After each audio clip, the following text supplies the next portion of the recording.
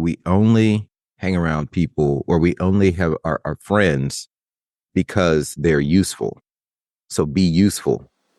Welcome to the Kingspiration podcast. This is the place where you'll learn how to get unstuck and gain momentum in your life and business. Each week, we tackle the real aspects of entrepreneurship, personal development, relationships, and fitness. I'm your co-host, Ethan King, from Atlanta, Georgia, USA, entrepreneur, TEDx speaker, and best-selling author of Wealth Beyond Money. And I'm your co-host, Justin King, no relation to Ethan, from Cape Town, South Africa, entrepreneur, speaker, and business growth strategist. Our journey crosses continents and cultures, sharing wisdom and experiences to propel you forward. Welcome to Kingspiration. Let's start the conversation.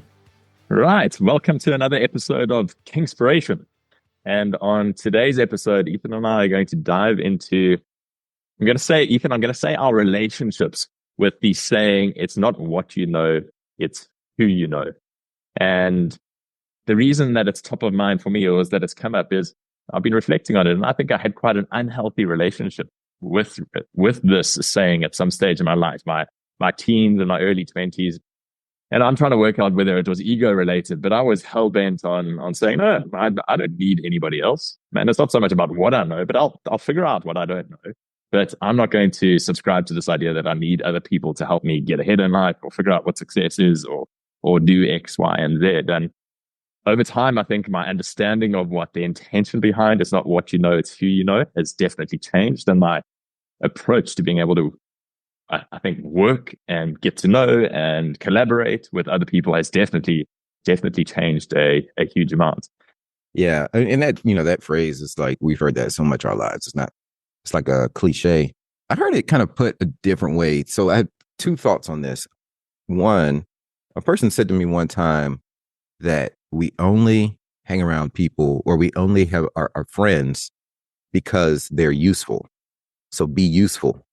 And I thought about that. And at first it was kind of off-putting because it sounds very like utilitarian or kind of Machiavellian. Transactional. Transactional. But if you think about it, the people who you hang around the most, they are useful to you in some way. They make you feel good, or you learn something around them. You feel better when you're around them. And people who aren't useful, either they're neutral or they're kind of toxic, and you stay away from that negative energy. So that just really, really stuck with me. And I've always made a point to just be a more useful person to the world in general. And even like on my social media, things like that, it's like I'm just trying to be useful, and even to complete strangers. And it's interesting because that builds what we call KLT, know, like, and trust. And the more you know, like, and trust someone, then the more you feel like you know that person. You feel like they're a friend, and you're more likely to do business with them or reach out. And so it's not like sneaky or transactional. It's just fun for me, like, just to be useful. I like that. And I suppose my question to you, with your intention around being useful, which I love, do you think that has made it easier for you to then also ask for help from other people? Mm-hmm. It's funny because I think asking for help is one of my weakest areas. Even if I've done something for someone, like let's say that the debt is in my favor, I'm still reluctant to ask for help. I don't know why. Ever since a child, I've always just wanted to try and do things on my own and never depend on someone else. So, God, yeah. I don't know. I'm trying to get over that. It's a personality flaw. It's a tough one. I'm with you, to my own detriment, and very often, and this is the crazy thing, very often to the detriment of the people around me. I won't ask for help. That's the crazy thing that I've got to always keep top of mind. That it's not always about me. The fact that I'm not putting up my hand to ask for help, whether it's in my personal life or work context, the knock-on effect of that is often that it's to the detriment of not only myself. So I'm trying to think of this, but can you think of the last time you asked someone for help, like outside of like a work situation where you're like, hey, can you send this email, but actually asked someone for help?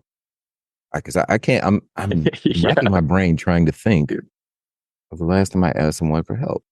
So, and if there's a takeaway, I feel like this is the takeaway for me. So hopefully the listeners get this, but I'm gonna be more intentional about asking people for help. Yeah. because I feel like that's an opportunity for growth in my life, because I've been told this before too. Like, hey, I need to ask for help. Ethan, you know, you don't like to ask for help more, because think about all the people you help. If somebody comes to you, you're willing to help. So why would you think that someone else wouldn't be willing to help you, or that you're inconveniencing them? Totally. And how does it make you feel when somebody asks you for help? Yeah, you feel great. Man, I'll stop what I'm doing. I just want to pour into this person, and it boosts my energy. It makes me feel awesome. Yeah. So we actually robbing the people closest to us from of having that same feeling if we were to reach out to them. Mm-hmm. Yeah. That's another way to look at it. But have I reached a bit too much trying to connect asking for help with that first phrase of it's not what you know, it's who you know? Because that's not necessarily to say that you have to ask people for help. I think that's say it again.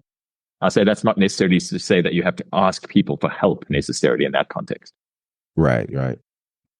I think it goes back to, like, that's the foundation of networking. And so I'm a big believer in being in different groups, you know, things like EO, YPO, all kinds of groups, even if it's your church community, things like that. Those relationships are where you know, like, and trust people.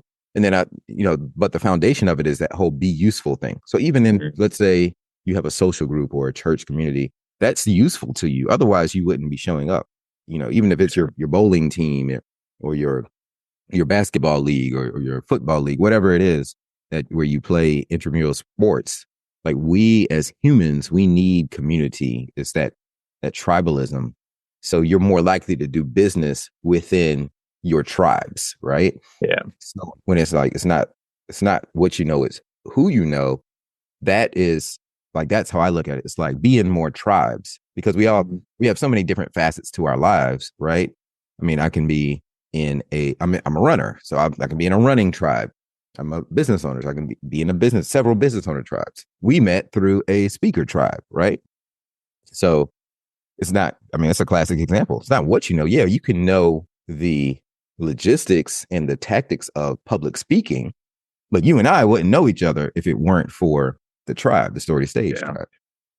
Yeah, I like that. I like the lens and the way that you're describing that. It's the standing on shoulders of giants to a degree as well, and that could be from a knowledge point of view, but finding your tribe, it springboards you and allows you to go to reach that much further than if you were just trying to do it alone.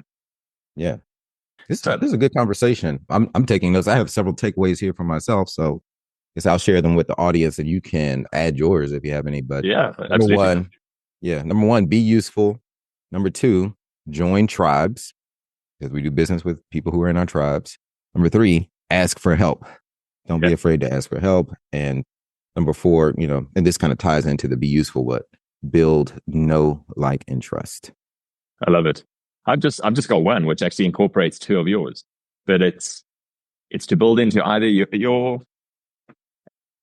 into your daily ritual of reviewing your day. Ask yourself two questions. How have I been useful to somebody else today? And how have I allowed somebody to be useful to me? Because like I said, like we were saying, that's actually a gift to give somebody.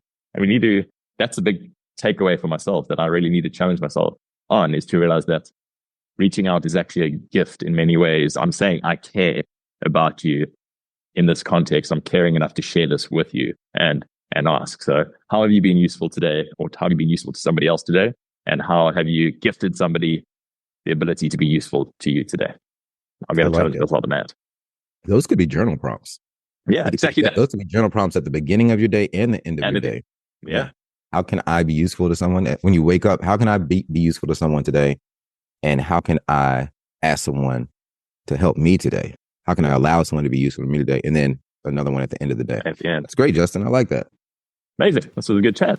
Great stuff. Thanks so much, Ethan. That's a wrap for today's episode of Kingspiration. We hope this conversation sparked insights to ignite action in your life and business. We're on this journey together, sharing our challenges and successes to help all of us take the next step towards building momentum and ultimately reaching our goals.